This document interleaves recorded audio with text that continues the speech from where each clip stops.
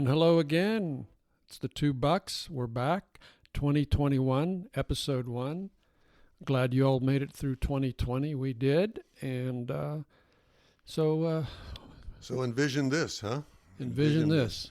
So what do you envision? Well, we want our listeners to picture a sidewalk cafe, and the two old bucks are getting together for coffee. And one buck is probably sitting at the table. Usually one of us is there before the other. And Dave says, well, what's your problem, Dale? You look perplexed today. And I say, Dave, I've got a problem. And what would that problem be? I'm sorry, I was doing the adjustments there. And Dave says, what's your problem? And I said, it seems that, or I wouldn't say it seems, this is true.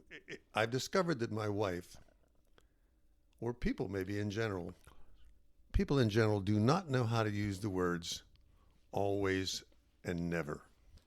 Always and never.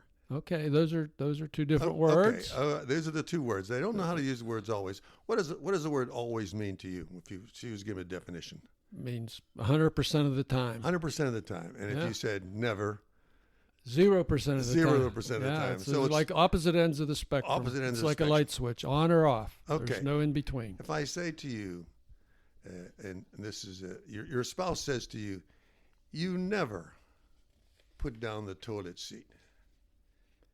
You always leave dishes in the sink. Well, you know that's not true. We know that's not true. But that's the way you use the word. And then over time I've started to pick up on this, and I said to myself, I said, but dear, I said, I have done it at least once. So how are you using the word always? And then, that really doesn't buy you much. No, you're not buying that. But you're my still retort, guilty. You're close to. You're pretty guilty. But my retort was like, well, you always change the thermostat. You never park the car straight.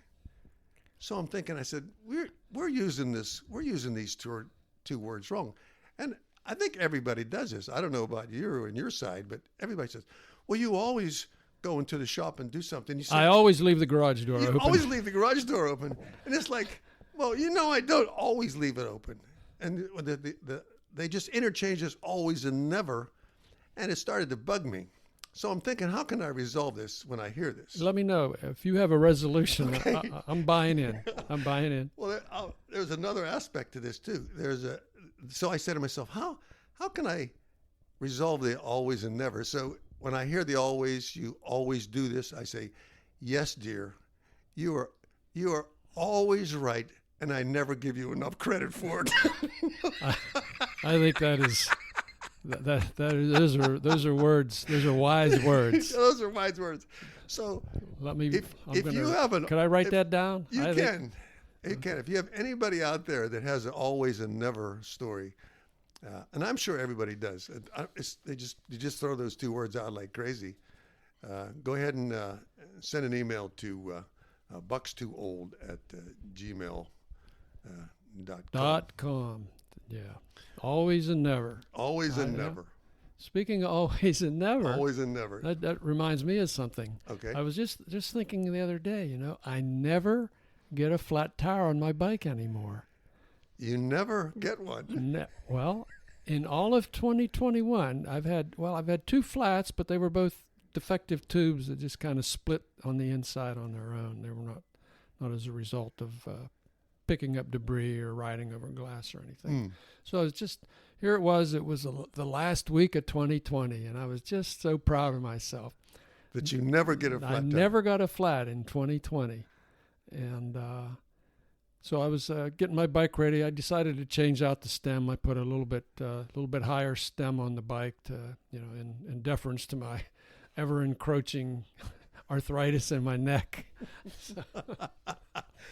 So while I did it, I had the bike up on the stand, and I like to check the tires periodically. That's what you're supposed to do. And I noticed the back tire was just full of nicks, a couple of little chunks out of it.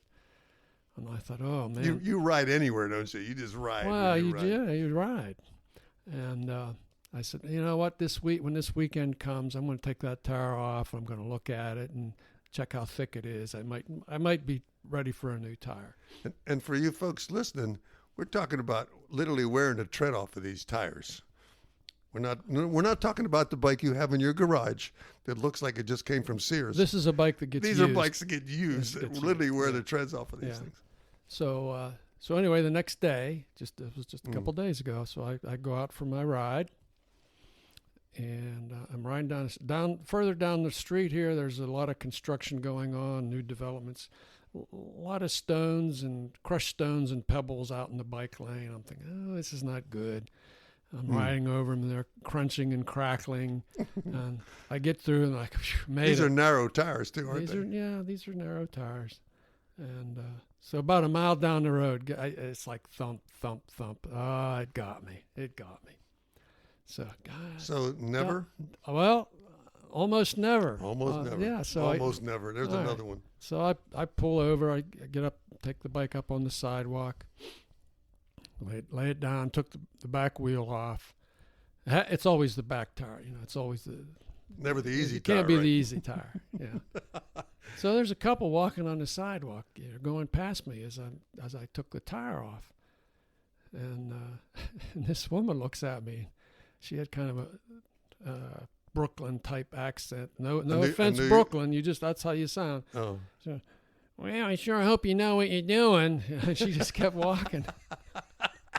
Now, the guy was a little more empathetic, okay? He stopped, and he looked at me. He says, oh, man, this is like worst-case scenario. He says, you're stranded out here. And I said, no, not really. I said, I got a spare tube. It's in my pack here. I pulled it out and showed him the tube. I said, I've got to change it out, and I'll be fine. And he said, well, how are you going to blow it up? Oh, yeah. Yeah. And I said, well, look, right here, I got a CO2 cartridge. These little mini CO2 cartridges, pop them on, it's done. He looked at me, he says, man, you think of everything. And his wife, it's your first ride, huh? This is true. You can't make this up. So his wife looks back, he's still talking to me. She goes, what are you doing back there? Get over here. And he looks at me and he says, I should have married you. So it's not over. So I said, talk to my wife. She's been willing to give me away a couple times. But he just shook his head and walked away. So that was kind of an interesting flat tire story. I recall you said I had a flat tire, and the first thing that went through my mind is the debris that I picked up in tires. I can't tell you the number of screws and nails and all kind of debris. So I thought it was your car tire at first, and I said, oh boy, you finally got one in that. Yeah. And you can't, anything that's in a sidewall, they make you buy a brand new tire anymore, so you can only get something. So it was just a bike tire. That's well within your realm. Yeah, so I had a couple spares here, obviously. Yeah, because I'm prepared. You're prepared when it comes to bikes. And so anyway, I almost never get a flat tire. I almost always complete my ride. It's going to be like one of those, what they said, that earworm. Everybody's going to be thinking about every time they hear the words almost and never. Almost and never. Speaking of almost and never. Almost and never. Go ahead. I don't know how I'm going to do a segue here, but I know you lived in Africa for a while. I did. You did. And I've been to Africa, as we've talked about. And I don't know if 1% of what you know about Africa. Freely admit that, but I did remember the big game that we saw, stuff like that, and you were talking about predators and prey. And, earlier. So you mean what was I meant by that? Yeah, what do you mean by that? You were just you're dangling these things out at me. It's almost like the cycle of life where you see. I've always been fascinated. There's not too many herd animals, or not too many animals that sort of get together to defend themselves. I think. There's a couple of species, was it yaks or a buffalo, water buffalo, I think, do that a little bit. They tend to form a circle or a little bit of a defensive line, but most of the gazelles and the other creatures I don't do that. But so you see this herd of wildebeest, especially the gnu. Is that the way you pronounce those? You tell me, Gnus, buddy. news, however they is. The wildebeest. Let's call them wildebeest. Call them a wildebeest. Yeah, I mean the animals are the predators are chasing them. Everybody's running. It's chaotic like crazy.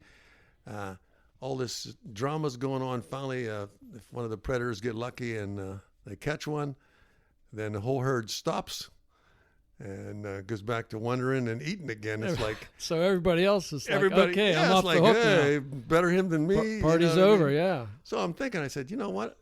There's 2,000 of you guys. Why don't you just attack these the 4 or 5 predators or whatever? But I guess that's the way the system works. The rest of them, human nature, you carry on. You lose. Well, it's not you even lose human one. nature. Well, maybe it is human nature as mean, well. Yeah. In a way, it is. I mean, we're all animals. Yeah, everybody gets to do that. The final thing, the final act is on your own. You have to kind of do that by yourself. But I always thought that was interesting. I said, come on, guys.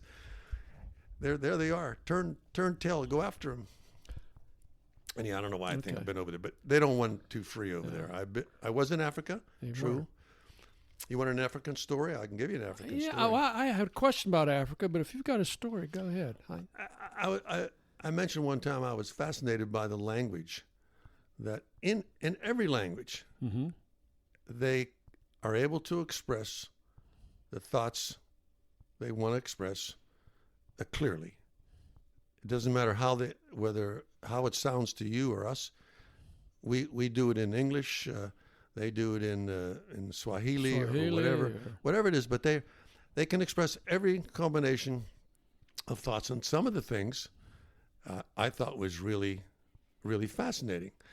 There's one of my stories is I was sitting at an intersection in the middle of the wilderness. And there was another gentleman there, and I asked him, I said, you see that bird flying in the sky? He said, yeah. I said, what do you call that bird? And he told me. I don't remember the name now. He told you in whatever his native He told me what was he using Swahili? This was in like Zulu. Zulu. Yeah. Okay. So he told me what it was, and I said, well, that's interesting. He knew the bird's name. He knew what to call it. And I said, well, what would that translate? What does that translate to in English? And he said, well, if you translated it literally, it would mean a bird that flies fast. A bird that flies fast. There you go. And I said, Makes marvelous. sense. Yeah. Then Makes I said, sense. what does the word eagle translate to? I mean, there's no translation for the word eagle. It can only mean one thing in your mind. This is, it's a bird with white feathers on his head, and he's big, and he's a predator, and he's our national symbol or whatever. So there was a number of things like that, and I found out that the language had all the local sayings. They had all the same cliches. Like if you was to say in this is in Saswati, if you was to say walala wasala. Okay. And I said, well, what does that mean? It means if you sleep, we'll leave you behind. So what do we do in English? You snooze, you lose. Snooze, you lose. and I said, and so there was lots and lots of cases like that where I said, boy, this is really, really fascinating. So can you talk a little more some African language? I love the sound of that. You like the sound of that? Yeah, tell me something. Okay. Talk sexy to me. Nintlantla libantu atifani. That's Italian, right? No, that's Saswati. Saswati. You're going to tell me what it means? And essentially what it means is, it says, my luck is different than your luck. So if the conversation requires you to say something like that, like, how did you manage to get tickets to this event? Or, you win some, you lose some. Yeah, you win some, you lose some. It's like my luck is different than your luck. So I was really, really fascinated by the way they express it. We're all different, but we're all the same. And the other thing I was fascinated by is if you speak to someone in their native tongue, they'll say to you, it sounds much better in my language. Mm-hmm. Yep. Here's the classic story. I'm in the bush, which far out, and I'm was this a CIA caper, or this was just you on your own? Okay, I was just out in the felt. They think I'm kidding. And I had missed the bus, sort of back to civilization. I was moving around out there, and along comes a pickup truck from an agriculture farm, and this was a Chinese agriculture farm. It wasn't. This was in Africa. This is in Africa. Okay, but this was the Taiwan. It was Taiwan, a Taiwan agriculture farm. So he sees me, and I'm not in any way threatening. So I jump in the truck with him, and I'm quite comfortable. This is your hitchhiking story. Well, in a way, but it was a different there. Yeah, people were always moving around that way. You had no trouble picking people up and doing that. Yeah. So I gets in the truck, and he asked me if I spoke any of the local language, and I said, a little bit. I understand. Si katsi si guhamba. It's time for us to leave, or I could say yes and no. Just a simple thing. So anyhow, he said, now he's speaking to me with a slight Chinese accent, and he says to me, I speak Saswatzi. He said, I speak an African language. He said, but English, he said, English is a very, very difficult language. And I'm thinking, no, English is not difficult. He says, English is a very difficult language. He said, but Chinese is very easy. Oh, wrong. No, but wrong. But to him, and everybody who grows up with it, with a certain language or something like that, I say to myself, everybody believes that. What you grow up with, what you learned as a boy or as a kid.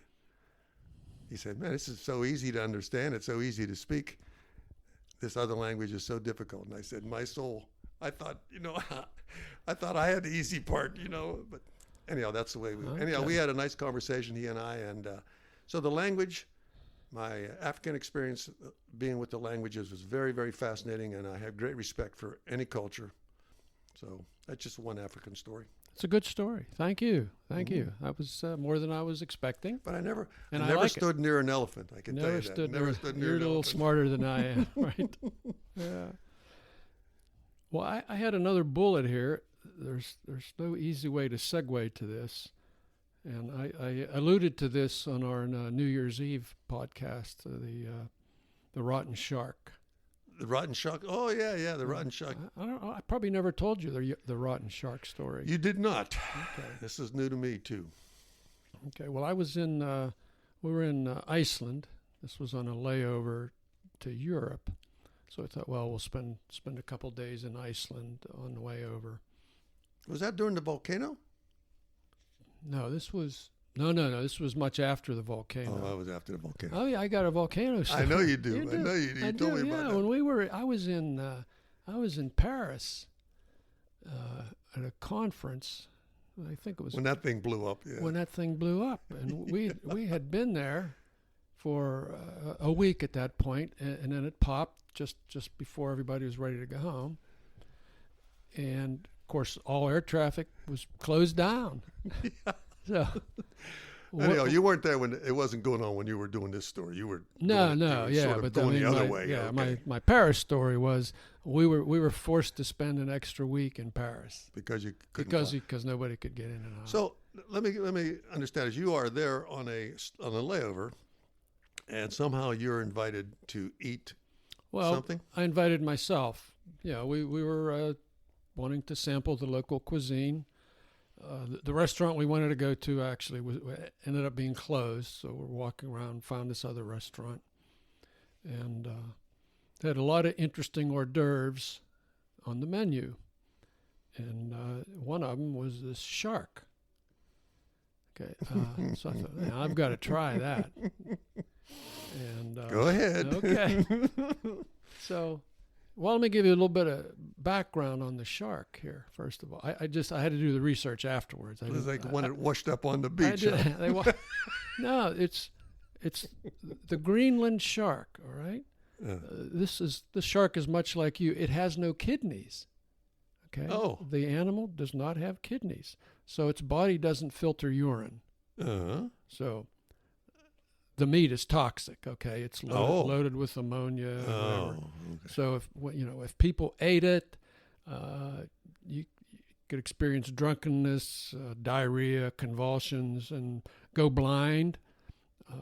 These are all the things that we're already dealing with. So this is not the shark you're involved in, right? Well, this is the shark. Ooh. Not okay.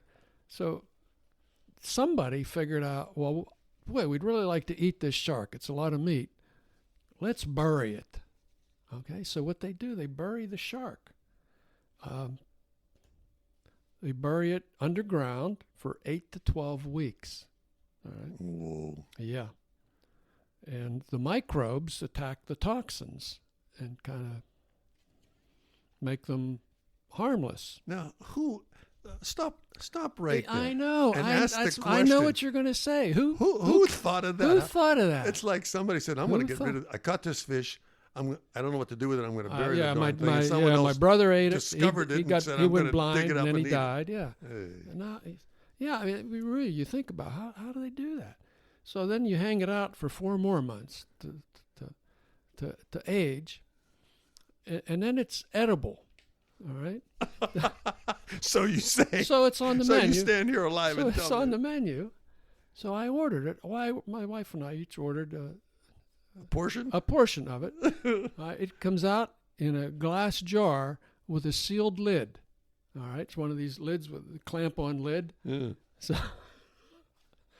it's a bit preserved, so to speak, well, or pickled or something? It's dried. It's been it's been buried and hanging. So it's 9 months. It's been dead 9 months. And you got your little toothpicks. They're just little cubes. Not a lot. You are a real adventurer. I'm telling you what's the truth. And So this isn't the main course. This is an no. hors This d'oeuvre. is an appetizer. Yeah, it's an appetizer. Okay. Yeah, we ordered several appetizers. They were all great.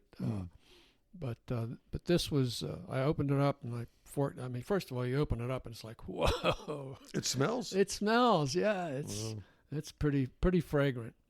And my wife, she tries. I can't eat this stuff. I can't eat it. I'm eating it. It's like, that's interesting. It's it's kind of a squeaky texture.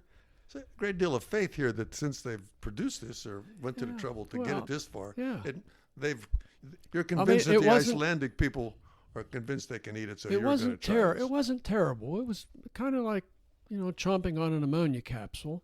A meaty ammonia. And so the waiter comes over. And he says, well, what do you think? I says, I kind of like it. And he says, wow, that's a rare review. And he said, oh, by the way, he said, and he closes the lid on my container. He said, please keep the lid closed. He says, it's bothering the other diners in the restaurant. Yeah, it was great. So there's an interesting story in that you never think what people, could sort of catch in their net and figure out some way to cook it and eat it. Actually, that came into my head because I don't blame you for trying. I was going to ask you what the strangest food you had in Africa was, because that was, in my head, that was the strangest food that I've eaten. But actually, what was strange to me was it was something called matumbu, and it was just the insides of a cow. Okay. Yeah. It was, well, it's in Scotland. That's like haggis. That's like I think it's like cow stomach or goat stomach or something like that. The way they were able to eat that. It was just that was good. A lot of times foods had a mental picture. If you mentally could visualize it, sometimes you think you couldn't eat it, but technically it was quite edible and not a problem. It's the texture that gets me. The smells I can deal with all that, but you get that real. Had some real slimy stuff in Asia that's like I don't eat it here. I didn't eat it there, and I suppose maybe it shows up in some of the hot dogs we got here. I don't know where all that stuff goes. I was in Japan once having breakfast. It's like a sushi breakfast, and they're bringing out all this stuff, and it looks like It looked like, sloppy worms or something. Yeah, so there was things that I couldn't. And the guy next to me says, "You're not going to eat that." I said, "Nah, not for breakfast." He says, "Oh, can I have that?" I said, "Sure, go ahead." So he's Mr. Tough Guy, and he throws it in his mouth. He starts chewing it, and then he like froze.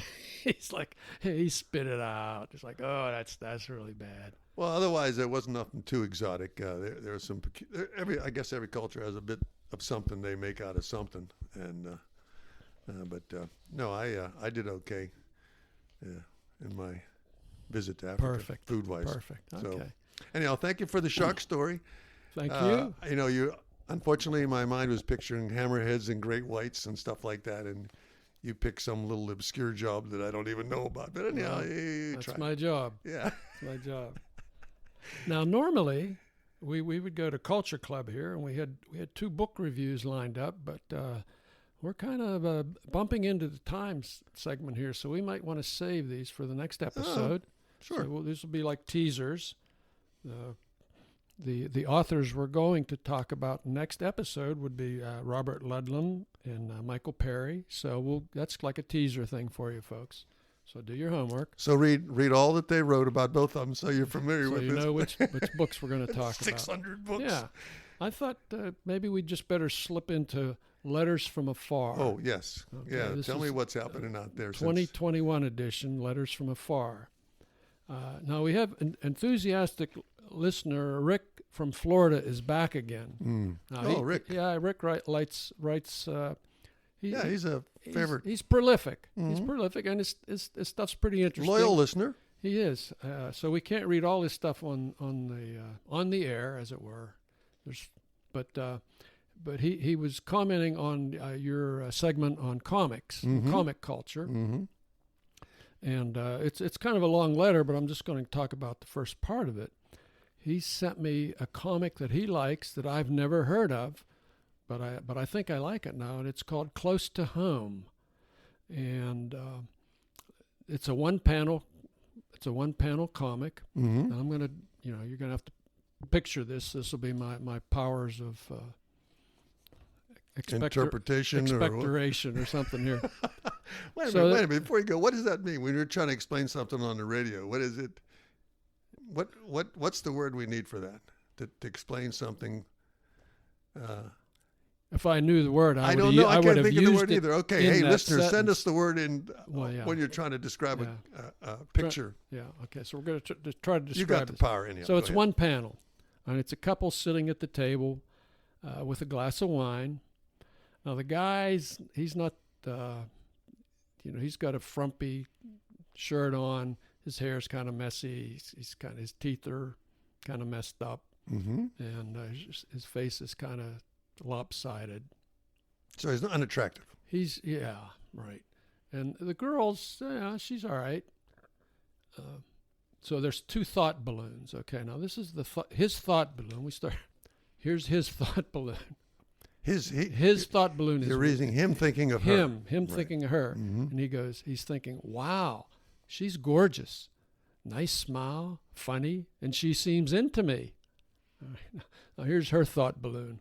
Well, he's no looker, but he should be able to install my wall air conditioning units. Perfect.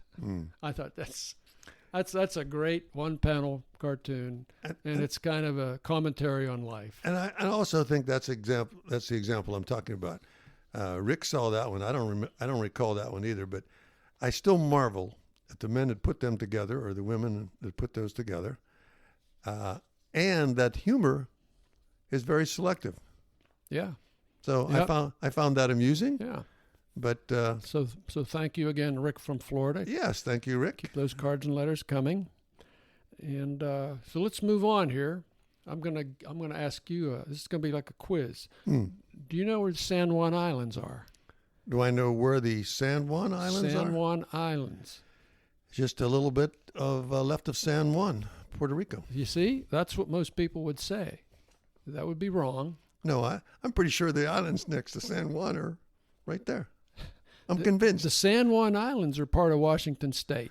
Oh, those were the sand, as in S-A-N-D. No. It just sounds like San Juan, Puerto Rico. Same spelling, but they're the San Juan Islands. Stand corrected. I didn't know that till I got there by mistake one day. Okay. Where haven't you been? Went to Friday Harbor. Great island, great town. Oh, wonderful time. Beautiful. Rented a car for like $2 a day. It was ridiculous. So anyway, this letter is from San Juan Islands. And you know where that's next to? That's next to Lake Stevens. Oh, so we may have a real listener from the Lake Stevens area. Oh, Lake Stevens is where we get all those hits. That's where we get all those bogus okay. hits, yeah. Anyway, so I don't have his real name here. I have all I have is the name, because he wrote anonymous at the bottom. These guys have no guts. So, but his email name is Beanie Themler 513. All right, so there can't be anybody with the real name Beanie Themler, right? Right. So I'm presuming this is a made-up name. Beanie Themler 513. Maybe 513 is his address. I don't know. But so he's got 2 old bucks, random comments and questions. This first one's pretty nice. It's a nice tribute to Dick Allen and Chuck Yeager.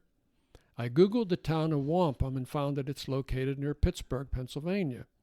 He says, are yins in the Pittsburgh area? Now, see, he's being a wise guy here. Okay, so he knows a little bit about Pittsburgh because in Pittsburgh, that's where we are. You plural is in Pittsburgh is yins. Yeah, so he says, are yins from Pittsburgh? We're broadcasting from a place called Gratchtown. So, okay, Beanie, yeah, we're from downtown Pittsburgh. And we do say downtown. Okay, no, we do. Let me finish his letter here now. Now, there were 3 Allens from Wampum listed as Major League Baseball players. 3. Rich, Ron, and Hank. They also had an All-American basketball player at Pitt who was from Wampum, Don Hennon. I remember Don Hennon. He passed on the NBA draft to go to medical school and became a surgeon. I remember that because I was a kid back then, and he was. Sounds familiar. He was a star, and they said also a National Hockey League player named Stephen Johns from Wampum. I have no idea who that is. As a kid, I had no idea. Wampum is not a big place. Well, yeah, he goes on. He says, not bad for a small town with a population of around 700. Mm-hmm. That's amazing. Yeah, it is amazing. Smaller than Lake Stevens. All right, then he says some nice things about us. We'll skip those. Loser Lotto. Now this, I think you actually alluded to this. Yeah. He says, I've decided to flush $10 a week down the toilet. It's not as confusing or time-consuming as playing Loser Lotto, and it has the same end result. So yeah, we're pretty much. Yeah, we're with you on that. Yeah, we're with you. Yeah. And let's see what we're going to spare him any further discussion about my theory on that too. So yeah, and he talks about some other stuff here, but anyway, it was sound like a nice letter. Nice letter. He says, keep up the good work, and Beanie Themler from San Juan Islands, state of Washington.